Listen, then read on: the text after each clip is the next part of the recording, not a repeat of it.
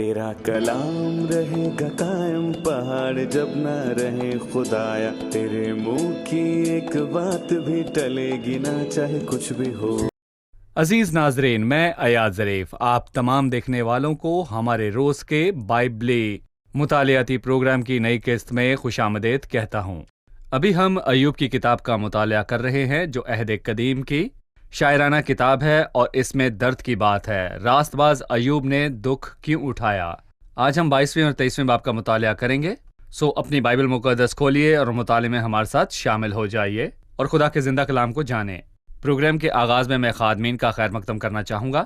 Doctor Fayyaz خوش آمدید، doctor عادل خوش آمدید، بہت شکریہ، اور اسٹوڈیو میں آئے دیگر مہمانوں کو بھی خوش آمدید۔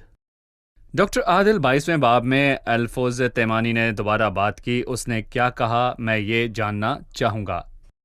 بھائی ایاد، الفیر نے ایوب پر یہ الزام لگایا کہ یہ جس راست بازی کی بات کرتا ہے وہ حقیقی راست بازی نہیں ہے، اور اس نے راست باز ہونے کا دکھاوا کیا، وہ راست باز بنتا ہے۔ یہ اس کا درد سر نہیں ہے۔ اگر ایوب راست باز ہے تو خود کے لیے ہے، اس سے خداوند کو کوئی فائدہ یا نقصان نہیں۔ آپ راست باز ہوں یا نہ ہوں، یہ آپ کے فائدے کے لیے ہے۔ اس نے دوسری آیت میں کہا ہے کہ کیا کوئی انسان خدا کے کام آ سکتا ہے؟ یقیناً عقل مند اپنے ہی کام آ سکتا ہے۔ اس لیے جو راست باز ہے وہ اپنے کام آتا ہے، اس میں خدا کا کچھ فائدہ نہیں، اور جو بدکار ہے اس کی بدکاری سے خدا کا کچھ برا نہیں ہے۔ یہ انسان کی سوچ ہے کہ اس کے راست باز ہونے پر وہ خدا سے کچھ لینے کا حقدار ہے۔ صحیح۔ ڈاکٹر فیاض، الفوز نے 22ویں باب کے حصے میں کن گناہوں کا ذکر کیا؟ دیکھیں، 6 اور 7 آیت میں الیفز نے ایوب پر 3 گناہوں کا الزام لگایا۔ اسے یقین تھا کہ ایوب نے یہ گناہ کیے، یعنی ناانصافی، ظلم اور لالچ۔ اس نے ننگوں کا لباس اتار لیا اور بھوکے اور پیاسے لوگوں سے روٹی اور پانی کو روکے رکھا، لیکن اس کے پاس کوئی ثبوت نہیں تھا کہ ایوب نے گناہ کیا ہے۔ اور 31ویں باب میں ایوب نے بہت ہی سنجیدہ بات کہی۔ ایوب 31ویں باب میں کہتا ہے کہ وہ اس باب میں کہتا ہے، تم میں کون مجھ پر گناہ ثابت کرتا ہے؟ وہ کہتا ہے جو الزام مجھ پر لگایا اس میں سے کسی ایک کو لے آؤ، میں نے کسی کا برا نہیں کیا یا کسی کو کھانے سے باز رکھا، ایسا کوئی لے آؤ جسے میں نے پانی نہیں دیا۔ پر اس کے برعکس اس نے اپنے کیے کاموں کا بیان کیا، اور 31ویں باب کی 13ویں آیت میں اس نے تمام الزاموں کی نفی کی۔ اگر میں نے کسی خادمہ اور خادم کا حق مارا ہو جب انہوں نے مجھ سے جھگڑا کیا، تو جب خدا اٹھائے گا تو میں کیا کروں گا، اور جب وہ آئے گا تو میں کیا جواب دوں گا؟ اگر میں نے محتاج سے اس کی مراد روک رکھی اور ایسا کہا کہ بیوہ کی آنکھیں رہ گئیں، یا اپنا نوالا اکیلے ہی کھایا ہو اور یتیم اس میں سے کھانے نہ پایا، نہیں، بلکہ وہ میرے لڑکپن سے ایسا پلا جیسے میرے باپ کے ساتھ، اور میں اپنی ماں کے باطن سے ہی بیوہ کا رہنما رہا ہوں۔ تو الیفز نے جن گناہوں کے لیے اسے قصوروار ٹھہرایا، اس نے ان کا انکار کیا اور اس کو چیلنج کیا، اور اس نے کہا کاش میرے مخالف کے دعووں کی تحریر ہوتی، اور اگر میں نے کسی کے کپڑے چھینے اور اسے بھوکا رکھا تو وہ گواہی دے، غلطی کو ثابت میری کرے۔ غلطی ثابت کر۔ صحیح۔ بھائی عادل، 12ویں آیت میں لکھا ہے، کیا آسمان کی بلندی میں خدا نہیں؟ اور تاروں کی بلندی کو دیکھ، وہ کیسے اونچے ہیں۔ پھر تو کہتا ہے کہ خدا کیا جانتا ہے؟ کیا وہ گہری تاریکی میں عدالت کرے گا؟ دلدار بادل اس کے لیے پردہ ہیں کہ وہ دیکھ نہیں سکتا۔ بھائی، وہ خدا کے بارے میں کیا کہنا چاہتا ہے؟ بھائی فیاض نے بتایا کہ الفیر نے ایوب پر الزام لگایا کہ اس نے 3 گناہ کیے، یعنی اس نے لالچ اور ناانصافی اور ظلم جیسے گناہ کیے، اور ابھی پڑھی جانے والی آیات میں اس نے ایوب سے پوچھا کہ اس نے ان 3 گناہوں میں زندگی بسر کیوں کی۔ اس کا خیال تھا کہ ایوب خدا کو کچھ نہیں سمجھتا، وہ سوچتا ہے کہ خدا اور ہے اور اس کو کوئی خبر نہیں، وہ دیکھتا ہے نہ دیکھتا ہے، اور نہ زمین کے معلومات کی پرواہ کرتا ہے۔ اور بھائی ایاد، اس نے خدا کے بارے میں ایوب سے کہا کہ کیا آسمان کی بلندی میں خدا نہیں؟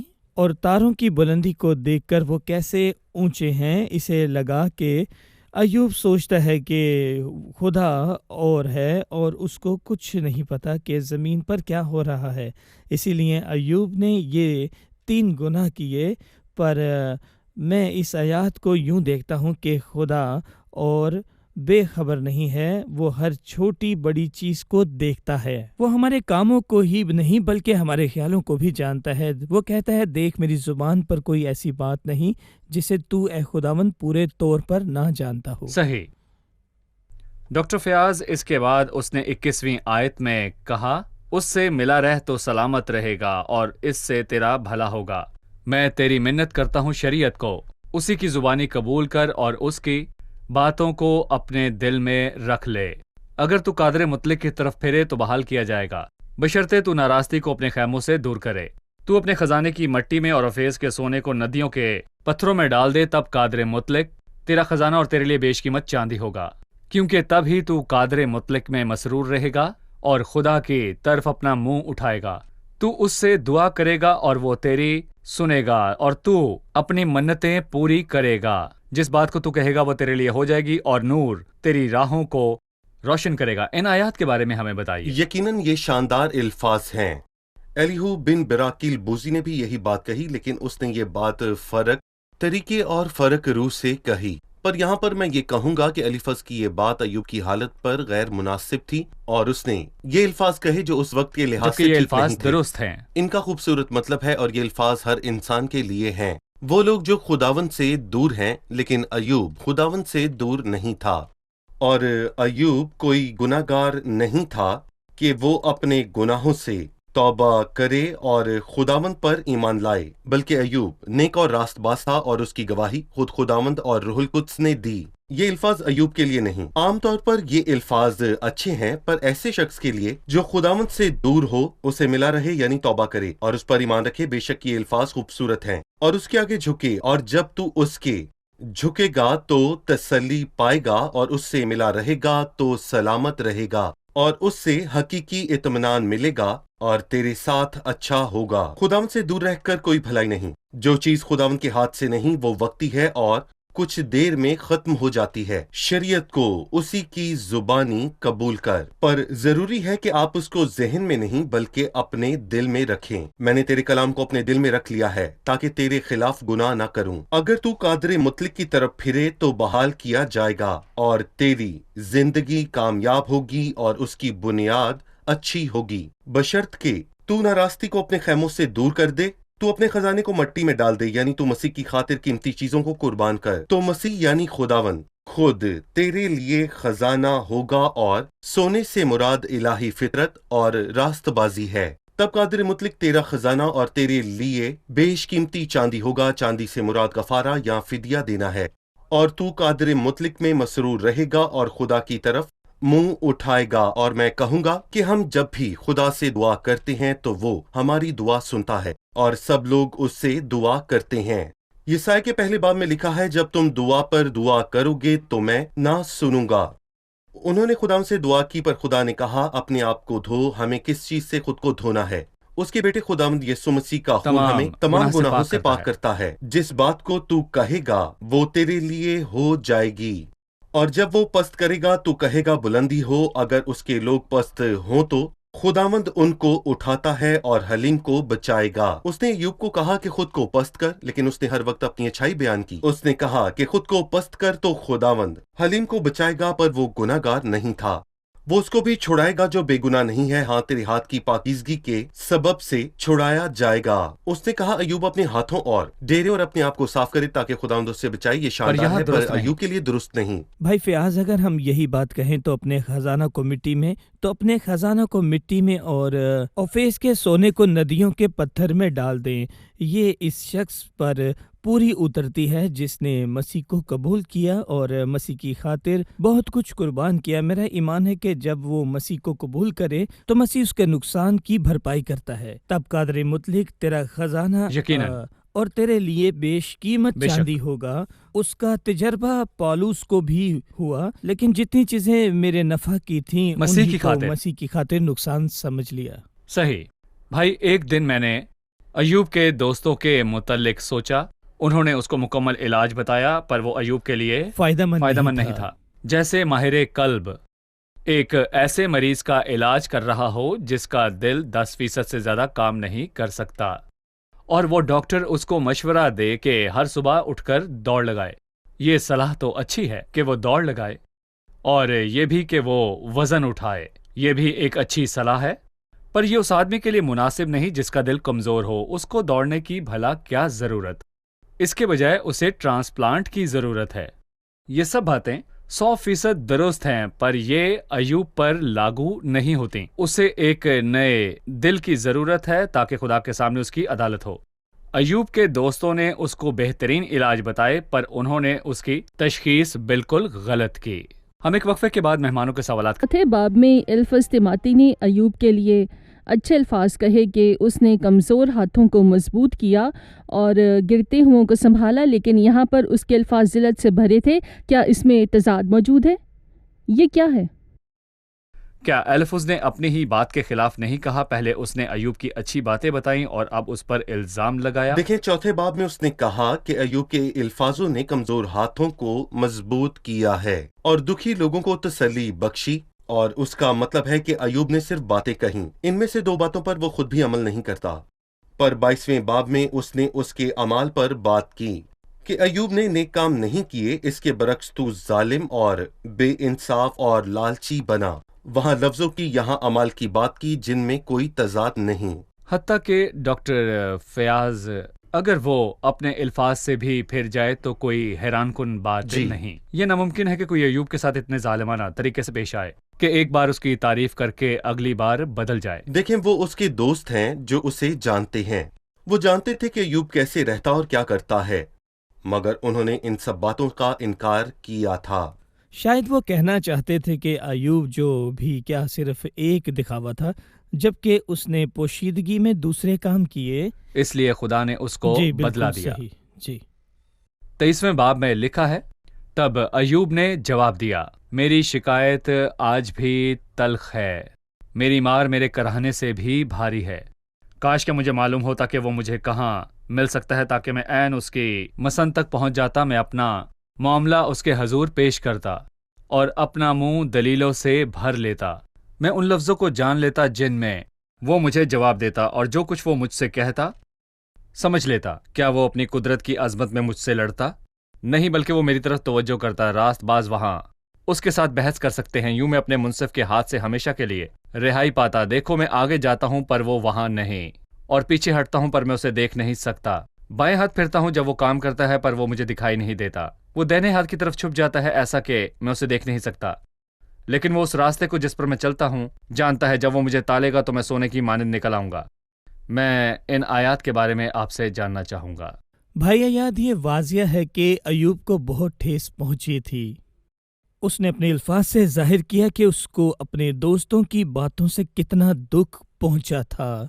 اس کی نظر میں یہ اس کے لیے بہت سخت ہے، وہ اس کا حقدار نہیں۔ اس نے کہا، میری مار میرے کراہنے سے بھی بھاری ہے۔ اس نے تیسری آیت میں خدا کی طرف منہ اٹھا کر کہا، کاش مجھے معلوم ہوتا کہ وہ مجھے کہاں مل سکتا ہے۔ اگر وہ صرف یہ جملہ کہتا تو اچھا ہوتا۔ اس سے اس کی خدا سے ملنے کی خواہش ظاہر ہوتی ہے۔ مثلاً زبور 63 میں زبور نویس نے خدا کی آرزو کرتے ہوئے لکھا ہے، اے خدا تو میرا خدا ہے، میں دل سے تیرا طالب ہوں، میری جان تیری پیاسی اور میرا جسم تیرا مشتاق ہے۔ پر ایوب کا اگلا جملہ پریشان کن ہے۔ وہ کیوں خدا کا متلاشی تھا؟ اس لیے کہ اس سے ملے، اس سے رفاقت رکھے اور اس کی حضوری میں شادمان ہو اور خداوند میں مسرور رہے، تاکہ میں اس کی عین مسند تک پہنچ جاتا، میں اپنا معاملہ اس کے حضور پیش کرتا اور وہ وکیل کی طرح اس کے سامنے جا کر اپنے معاملہ پیش کرے اور اپنے حق میں ثبوت پیش کرے۔ میں اپنا معاملہ اس کے حضور پیش کرتا ہوں اور اپنا منہ دلیلوں پر جو بھی اس کے ساتھ ہوا وہ اس کا جواب ہر چیز کا جواب ہے۔ خدا کی تلاش میں نہیں کہ اس کے ساتھ خوشی کرے، بلکہ اس لیے کہ اس کے ساتھ بحث کرے۔ اسے لگتا ہے کہ وہ خدا سے بحث کر کے جیت جائے گا، پر ہم دیکھیں گے کہ اس میں خدا کو فتح ہوئی۔ جی صحیح۔ ڈاکٹر فیاض، یہ آیت بہت بار استعمال ہوتی ہے اور بہت سے خادم اس کا حوالہ دیتے ہیں۔ 10ویں آیت، لیکن وہ اس راستے کو جس پر میں چلتا ہوں جانتا ہے۔ جب وہ مجھے تالے گا تو میں سونے کی مانند نکل آؤں گا۔ اس آیت کا کیا مطلب ہے؟ اگر ہم ایوب کے معاملے اور اس کے کہنے کے طریقے کو نظر انداز کریں تو یہ جملہ ہر اس انسان کے لیے ہے جس کی آزمائش خدا کرتا ہے۔ خدا سونار کی طرح اپنا سونا تپا کر خالص کرتا ہے، جیسے ملاکی کے 3 اور پطرس کے پہلے باب میں بھی لکھا ہے تمہارا آزمایا ہوا ایمان جو آگ سے آزمائے ہوئے فانی سونے سے بھی بہت ہی بیش قیمتی ہے۔ خداوند سونے کو آگ میں تپا کر اس کو خالص بناتا ہے جب تک کہ اس کا عکس اس میں نظر نہ آئے، تب وہ کندن بن جاتا ہے۔ ایماندار بھی آزمائش سے گزر کر کندن بن جاتا ہے، پر ایوب نے جس روح سے بات کہی اس کا مطلب یہ نہیں اس کے تھا۔ کہنے کا یہ مطلب نہیں تھا۔ جی ہاں، اس نے غرور اور تکبر میں یہ کہا تھا، اور اس نے کہا میرا پاؤں اس کے قدموں کو لگ رہا ہے، میں اس کے راستے پر چل رہا ہوں اور برگشتہ نہیں ہوا، میں اس کے لبوں کے حکم سے نہیں ہٹا، میں نے اس کے منہ کی باتوں کو اپنی خوراک سے بھی زیادہ ذخیرہ کیا ہے۔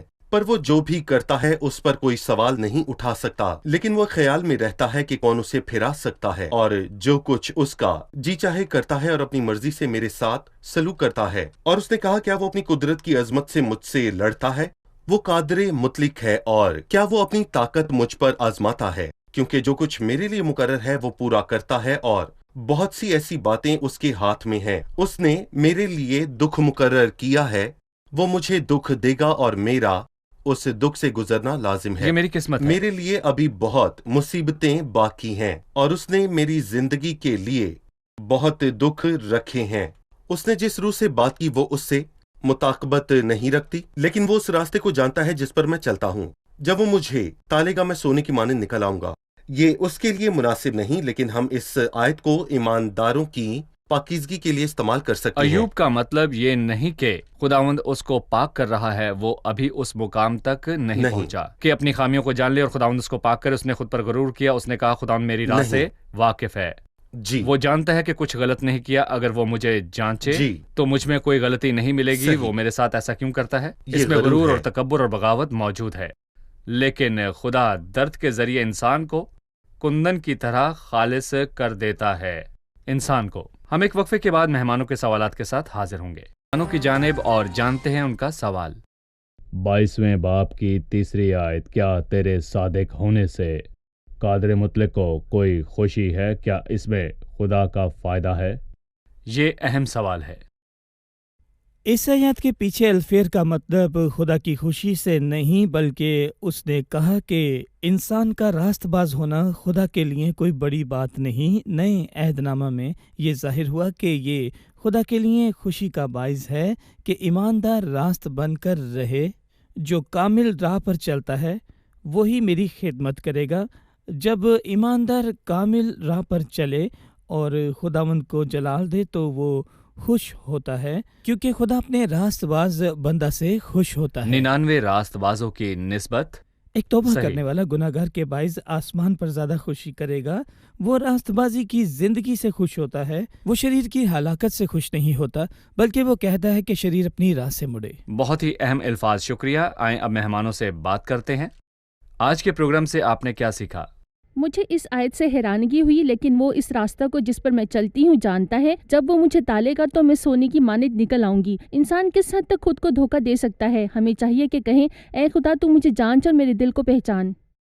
بہت بار ہم ایوب کی طرح کرتے ہیں، ہم خداوند کے پاس جا کر اس سے بحث کرتے ہیں، پر میں نے سیکھا کہ اس طریقے سے خدا ہم سے بات نہیں کرتا۔ اس آیت سے ظاہر ہوا کہ لوگ اپنی زندگی میں اچھائی کی تلاش کرتے ہیں، لیکن خدا کی راہ اور اس کے آگے جھکے بغیر کوئی بھلائی نہیں۔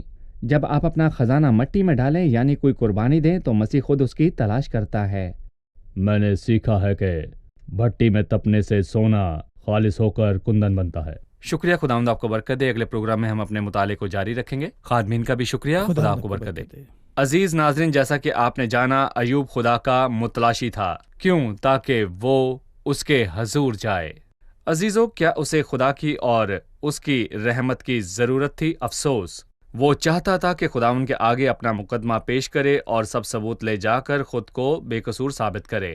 وہ چاہتا تھا کہ اس سے بحث کرے اور خدا کے خلاف یہ سب ثابت کرے۔ وہ چاہتا تھا کہ خداوند کے پاس جا کر اپنی راست بازی کا ثبوت دے۔ اس نے سارے مقدمے خدا کے سامنے رکھے تاکہ وہ اس کو غلط ثابت کر سکے۔ لوگ خدا کو اس لیے نہیں ڈھونڈتے کہ وہ اس کی رحمت پائیں، بلکہ اس لیے کہ اس کے سامنے جا کر اپنے اعمال اور اپنی قابلیت کا ثبوت دیں۔ ایوب چاہتا تھا کہ خداوند سے حساب کرے اور اپنے کیے ہوئے اچھے اعمال کا اجر پائے۔ عزیزو، میں آپ کو بتانا چاہتا ہوں کہ ایوب اس سے لین دین کرنا چاہتا تھا، لیکن خدا ایسا ہرگز نہیں کرتا۔ خداوند کے پاس آ کر اس کی رحمت پر بھروسہ کیجیے۔ عزیزو، محصول لینے والے کو یاد کیجیے۔ جانتے ہیں اس کو خود میں کوئی اچھائی نہیں ملی، اور اس نے کہا، اے خدا مجھ گناہ گار پر رحم کر۔ ایوب نے خدا کو شمال اور جنوب میں ڈھونڈا پر اس کو نہ پایا۔ وہ نہیں جانتا کہ خدا کو کس جگہ ڈھونڈے۔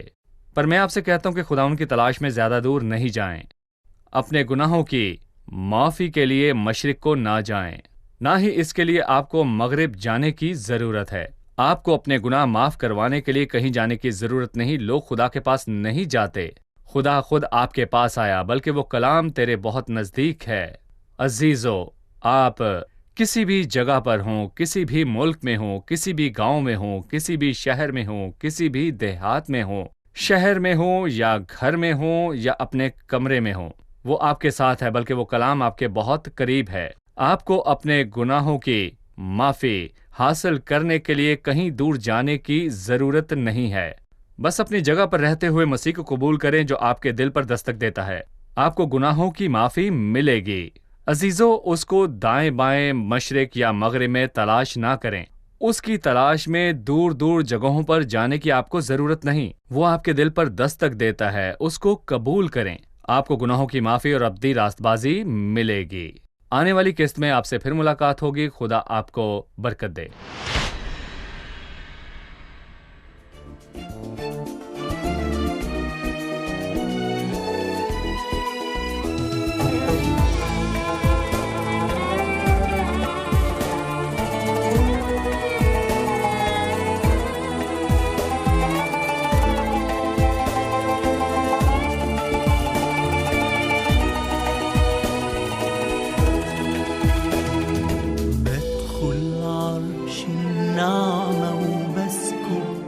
نفسي أمامك ناظر ليك واسجد لك من قلبي وبطلب إنك ترفع نفسي إليك بدخل عرش النعمة وبسكت نفسي أمامك ناظر ليك واسجد لك من قلبي وبطلب إنك ترفع نفسي إليك أصلك سامع قلبي الضارع قلبي اللي بيشتاق لحضورك المس روحي اشفي جروحي واكشف كل خبايا بنورك أصلك سامع قلبي الضارع قلبي اللي بيشتاق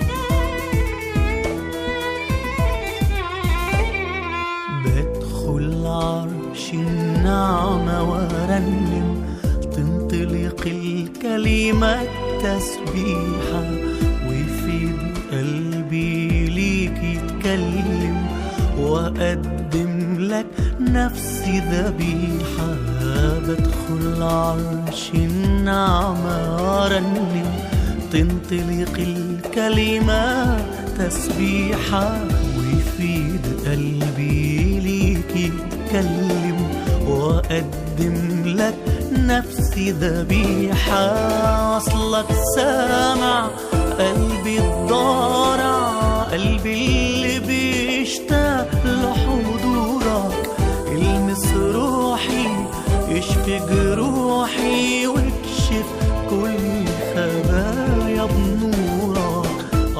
وصلك سامع قلبي الضارع، قلبي اللي بيشتاق لحضورك. انس روحي اشفي جروحي واكشف كل خلايا أمورك.